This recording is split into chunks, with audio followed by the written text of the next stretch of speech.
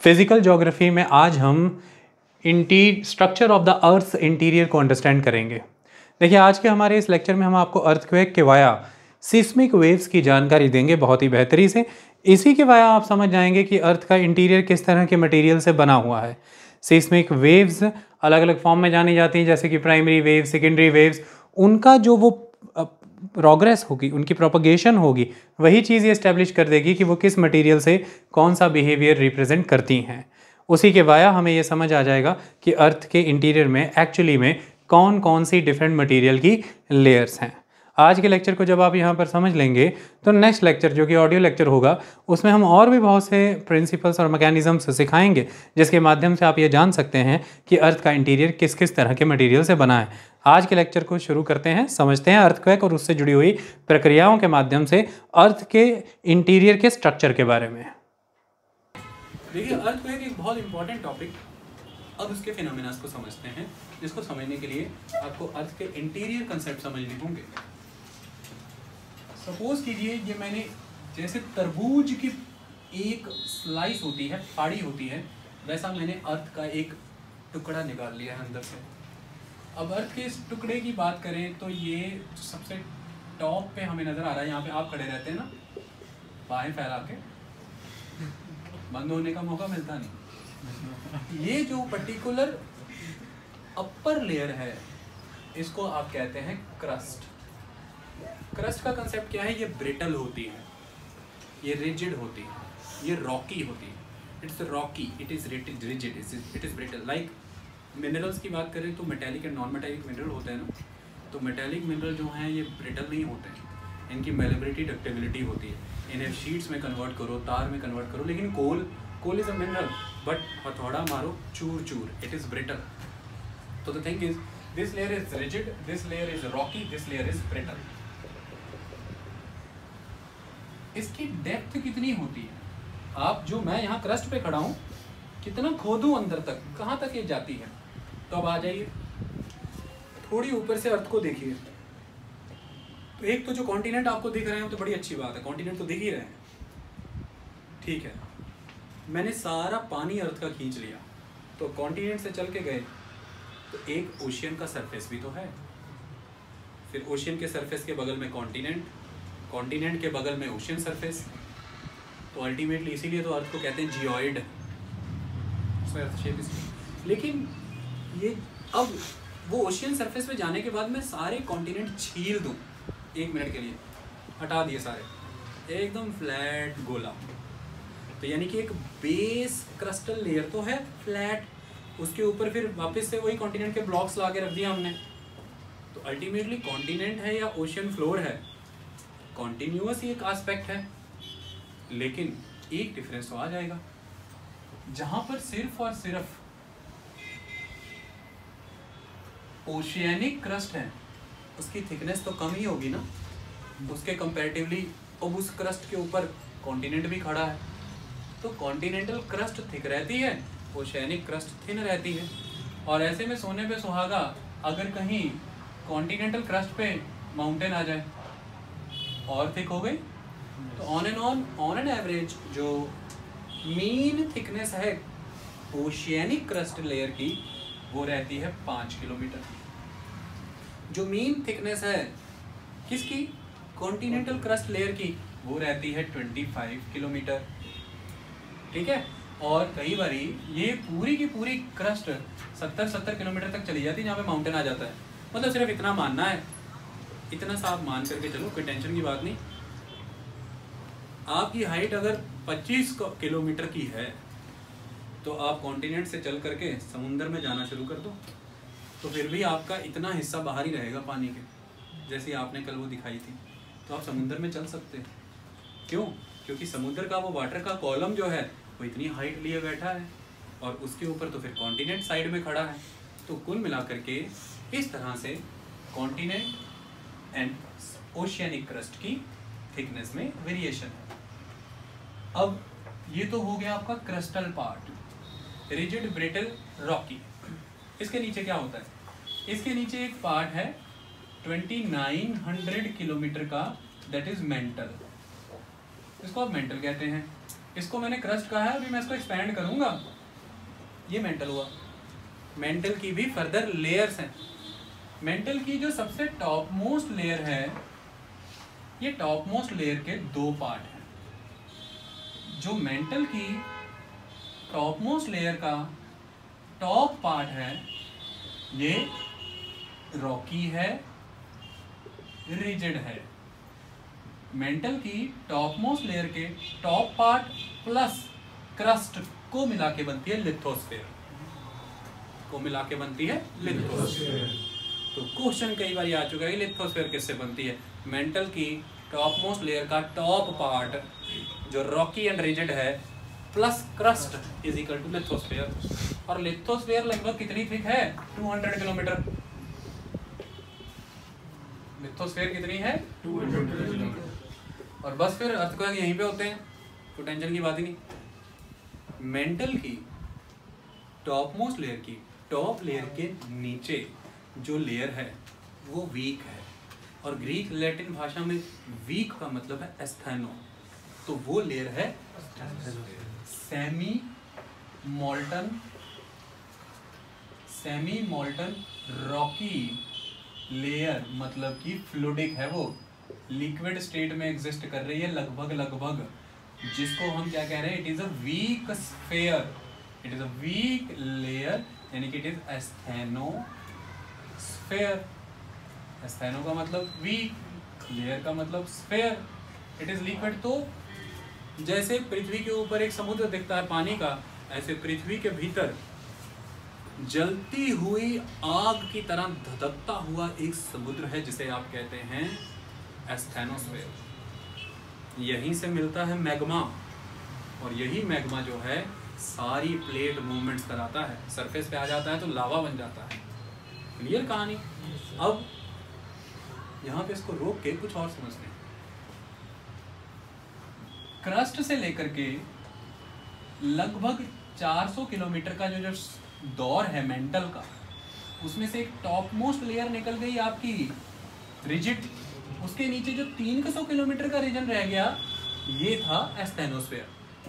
ठीक है, और इस एस्थेनोस्फेयर की बाउंड्री से लेकर के ये पूरी की पूरी कोर वाली बाउंड्री, अर्थ के कोर की बाउंड्री तक ये है हार्ड मेंटल 2900 किलोमीटर, उसके आगे 2900 किलोमीटर से लेकर 6300 किलोमीटर तक कोर है।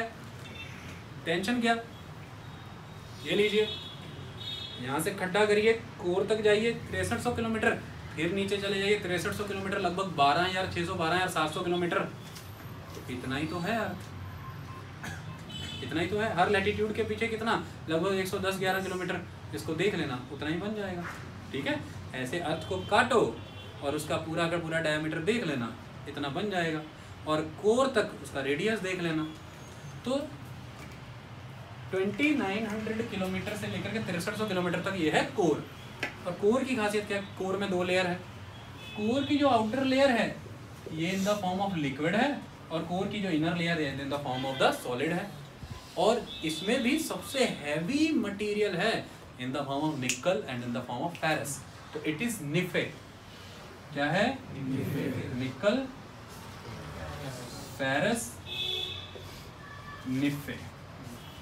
तो एक अर्थ है, और एक अर्थ में लेयर देखिए, solid liquid, solid liquid, solid, solid liquid, solid liquid, solid. Uniformity ही नहीं है, तो क्या गेम है सारी। अर्थक्वेक के द्वारा हमें पता चलता है कि अर्थ के इंटीरियर में यूनिफॉर्मिटी नहीं है। That's why earthquake is important, उसकी वेव्स बहुत इंपॉर्टेंट है। और जब भारतीय जियोफिजिस्ट या वर्ल्ड लेवल पे जितने भी जियोफिजिस्ट हैं, उन्होंने यह थ्योरी पता लगानी चाहिए कि अर्थ का कोर किससे बना है, अर्थ का मेंटल किससे बना है। इसमें बहुत से एविडेंसेस रोल प्ले करते हैं, लेकिन बहुत इंपॉर्टेंट एविडेंस है the waves, that is the seismic waves. Seismic, it is a Greek word, ancient Greek word, मने द सिस्मोस, मने द शेकिंग। इसलिए जो स्टडी ऑफ द अर्थक्वेक्स है, it is a kind of, जो जियोफिजिस्ट इस पर्टिकुलर चीज की जो सिस्मिक वेव्स की स्टडी करते हैं, उन्हें हम कहते हैं सिस्मोलॉजिस्ट। सिस्मोलॉजिस्ट। जो वेव्स हैं, कौन सी वेव्स? एनर्जी वेव्स, उनको हम कहते हैं सिस्मिक वेव्स। ये वेव्स जिन पे रिकॉर्ड की जाती हैं उसे हम कहते हैं सिस्मोग्राफ। और अगर ये डिजिटल फॉर्मेट में कर लिया है तो उसे कहते हैं सिस्मोग्राम। तो seismograph, सिस्मोग्राम, seismology and seismic waves.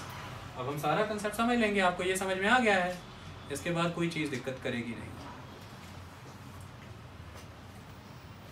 अब हम आते हैं एक नए कंसेप्ट की ओर। वो जो लिथोस्फीयर नाम का रिजिड सरफेस है, मान लीजिए एक बड़ा सा रेफ्ट है, बैम्बूस का रेफ्ट बनाया जाता है ना, जिसके ऊपर बहुत सारी लकड़ियां, सामान नदियों में ले जाया जाता है। एक बड़ा सा रेफ्ट है और वो किस फ्लूइड पे तैर रहा है? किस लिक्विड पे? स्थैनोस्फीयर। वो स्थैनोस्फीयर पे तैर रहा है। लेकिन जब वो स्थैनोस्फीयर पे तैर रहा है तो वो इतना ह्यूमंगस है, ग्लोबल डायमेंशन का है, पूरा प्लेनेटरी साइज का है, तो उसकी मूवमेंट की स्पीड में अंतर है। तो मूवमेंट की स्पीड में डिफरेंसेस आने की वजह से वो यूनिफाइड फॉर्म में नहीं ब्रेक होता है। इसकी वजह से वो पूरी की पूरी लिथोस्फीयर डिफरेंट डिफरेंट प्लेट्स में कन्वर्ट हो जाती है। तो आपके सामने क्या निकल करके आती हैं? Tectonic plates. इस तरह की 6 मेजर टेक्टोनिक प्लेट्स एक्सिस्ट करती हैं और ये टेक्टोनिक प्लेट्स ऑलवेज मोशन कर रही हैं। मोशन कौन करा रहा है? कोई फोर्स तो होगी। शिप अगर चलता है, रेफ्ट अगर चल रहा है, तो ग्रेविटी चैनल है या कोई इंजन है, हवाएं हैं, कुछ तो चला रहा है। इसको कौन चला रहा है? ये सरफेस ऑफ द अर्थ है। अभी आप यहाँ खड़े हैं, टेम्परेचर 16 डिग्री होगा। इसके इंटीरियर जाइए कोर की तरफ, टेम्परेचर बढ़ता जाता है। 16 डिग्री से कोर में जाएंगे तो 6000 डिग्री सेल्सियस टेम्परेचर हो जाएगा। टेम्परेचर बढ़ने के 2 कारण। पहला, सुपर इनकम्बेंट लोड बढ़ता चला जा रहा है। जितना डीप जा रहे हैं उतना लेयर ऑफ द अर्थ बढ़ती चली जा रही है और pressure is directly proportional to the temperature, उससे टेम्परेचर बढ़ रहा है। दूसरा, जैसे जैसे डीप जा रहे हैं रेडियो एक्टिव डिके बहुत ज़्यादा है, रेडियो एक्टिव मटीरियल, उसकी वजह से हीट क्रिएट हो रही है। तो temperature is very high, pressure is very high. लेकिन डीप के कंपैरेटिवली अपर लेयर में temperature and pressure is low, तो there is a high level gradient of the temperature, high level gradient of the pressure, तो there will be a flow of the material. Naturally if there will be gradient there will be flow. Flow कौन सा है? ध्यान से समझ लो। Look, this is the axis of the earth, this is the axis of the earth. Axis के साथ लगते लगते अब 2 चीज़ों का इम्पैक्ट आ गया। एक तो ग्रेडियंट टेम्परेचर एंड प्रेशर का सरफेस से कोर तक, और दूसरा the impact of the earth magnetic field, the impact of the earth magnetic field. अब ये काम कैसे कर रहा है समझो। एक्सिस के साथ लगते लगते सारा का सारा जो मटेरियल है, पर्टिकुलरली स्थैनोस्फीयर, वो एक्सिस के साथ लगते लगते नॉर्थ से साउथ जाती है और साउथ से नॉर्थ वो सरफेस के थ्रू आती है। तो साइकिल बनता है, दिस इज द साइकिल। और इस तरह से वह स्थैनोस्फीयर जब मूव करती है तो उसके ऊपर आने वाला शिप यानी कि लिथोस्फीयर मूव करता है। तो प्रेशर एंड टेम्परेचर ग्रेडियंट की वजह से अर्थ के इंटीरियर में मटेरियल की मोशन होती है और उस मटेरियल में सेमी मॉल्टन स्टेट में जो मटेरियल स्थैनोस्फीयर है वो अलोंग द एक्सिस नॉर्थ से साउथ और अलोंग द सरफेस साउथ से नॉर्थ मूव करता है। एक साइकिल स्टेब्लिश होता है। इसकी वजह से लिथोस्फीयर का मूवमेंट होता है। मूवमेंट क्या है?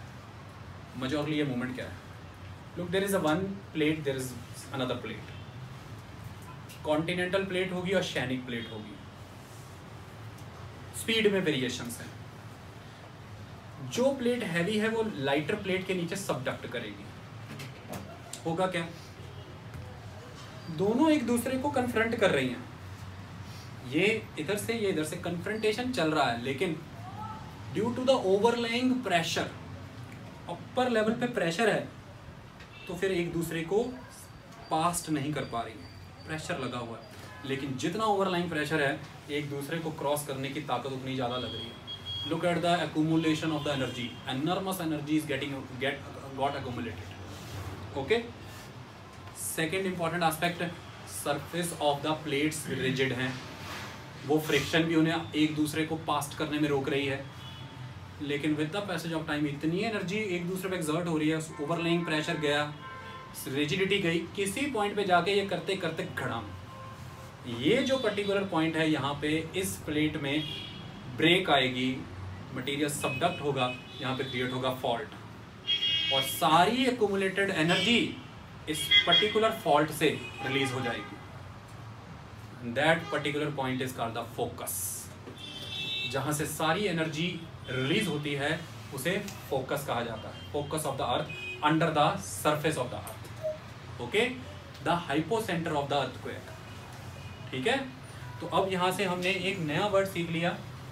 Look, this is the column of the earth, suppose this is lithospheric zone, यहाँ पे कहीं पे बना फोकस, तो ऊर्जा का आधार यहाँ भी फोकस ही है, फोकस ही है हर जगह, तो फोकस। अब यहाँ से क्रिएट हुए फॉल्ट रॉक में, इन फॉल्ट्स के थ्रू वेव्स ट्रेवल करेंगे और वेव्स लेडन है विद द एनर्जी, वो एनर्जी जो एक्यूमुलेट हुई थी ड्यू टू द स्ट्रेस, इतना ज़्यादा स्ट्रेस, और दोनों क्यों हो रही थी, क्योंकि ऑपोजिट साइड में फोर्स लग रही थी, और वो स्ट्रेस अब रिलीज होगा। जब स्ट्रेस रिलीज होगा एनर्जी क्रिएट होगी। 5 रिक्टर स्केल पे आने वाला अर्थक्वेक भी हिरोशिमा में गिरे बम के बराबर की एनर्जी रिलीज करता है। Can you imagine? सो उस हिसाब से अब ये सरफेस पे आनी जरूरी है। क्यों? एक फिनोमेना एक्टिव होता है। इसके लिए मैं इस ग्राफ को बड़ा, इस चार्ट, इस फिगर को बड़ा करता हूँ ताकि आपको बात समझ में आ पाए। यहाँ पर फोकस जब बना है तो एनर्जी चाहों दिशाओं में रेडिएट करेगी ना, चाहों दिशाओं में, वो रिस्ट्रिक्टेड नहीं है। तो एनर्जी ऐसे रेडिएट कर रही है, लेकिन अभी ये कहाँ ट्रेवल कर रही है? Along the body of the earth, body में ट्रेवल कर रही है ना। किसको रीच करना चाहती है? मैं यहाँ खड़ा हूँ, सरफेस को, तो हर दिशा में लग रही है। किधर आना चाहती है? सरफेस पे, अपवर्ड मूव कर रही है, सरफेस पे आना चाहती है।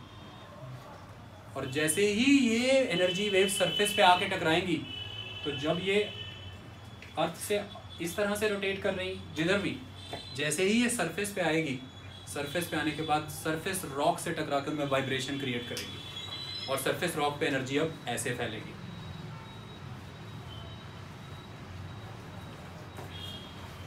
यहाँ से एनर्जी आई, सरफेस रॉक से टकराई, और सरफेस रॉक में एनर्जी ऐसे फैलेगी। Interior through out the body of the earth energy ऐसे फैलेगी, and on the surface of the earth energy ऐसे फैलेगी।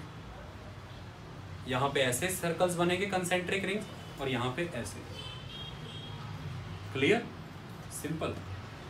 तो इसके बेस पे हमने देखा कि एक वेव्स तो वो हैं जो बॉडी ऑफ द अर्थ में ट्रेवल करती हैं, तो उनका नाम है बॉडी वेव्स, और एक वेव्स वो हैं जो सरफेस ऑफ द अर्थ पे ट्रेवल कर रही हैं, तो सरफेस वेव्स। और यहाँ से सारा कंसेप्ट क्लियर हो जाएगा। लेकिन बॉडी वेव्स सबसे पहले किस पॉइंट पे एक्सपीरियंस होंगी? जो भी उस फोकस के नियर बाय परपेंडिकुलर पोजीशन में सरफेस पे अवेलेबल पॉइंट है, एपिसेंटर। अब ये से यहाँ से भी तो परपेंडिकुलर हो सकता है, यहाँ से भी हो सकता है, बट नियर बाय सबसे ज्यादा कौन सा था? Exact above the focus, exact above the focus, near by two the surface, that point से अपीयर होती है एनर्जी फर्स्ट टाइम। तो इसलिए उसको हम क्या कहते हैं? एपिसेंटर।